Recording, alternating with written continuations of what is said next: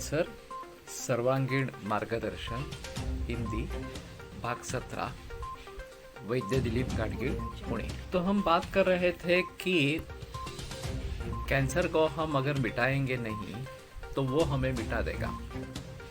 ये सरासर गलत इस प्रकार की बात है। अभी ये जो डिस्ट्रक्शन ऑफ सेल, ये जो प्रिंसिपल एलोपैथी में अपनाया गया है, वही एक्चुअली एक बड़ा प्रश्न चिन्ह है। इसमें ऐसा हुआ है कि दो तरीके से नुकसान हुआ है। एक तो इस प्रकार से केमोथेरेपी रेडिएशन करके कैंसर सेल का खात्मा होता है और ट्यूमर साइज कम हो जाता है और बाकी ब्लड मार्कर्स जो है वो भी कम हो जाते हैं।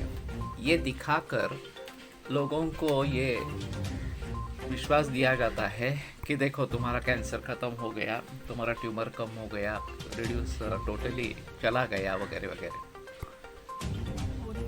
और फिर लोग उसमें बार बार वो प्रयास करते रहते हैं और एक बार केमोथेरेपी हुई, फायदा नहीं हुआ या थोड़ा फायदा हुआ, फिर दूसरी बार की, फिर तीसरी बार की, इस प्रकार की अवस्थाएं चलती रहती है।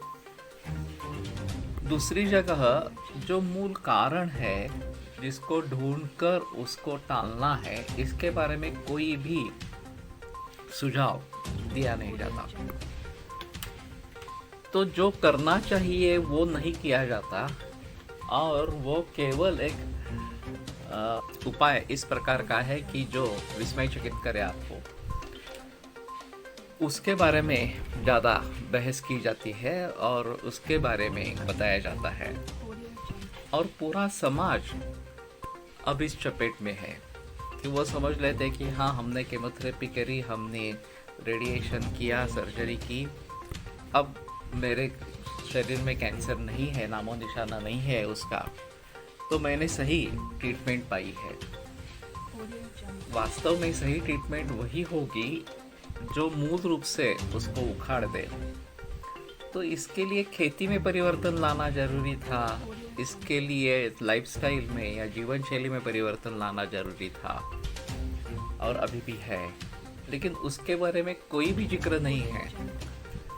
केवल ये सर्जरी, केमो, रेडिएशन, ये जो है डिस्ट्रक्शन ऑफ सेल, उन कैंसर के सेल्स को ख़त्म करना, यही सिलसिला चलता आ रहा है।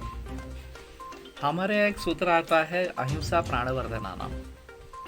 अहिंसा जो है वो प्राणवर्धन करने वाले भावों में सबसे श्रेष्ठ इस प्रकार की है।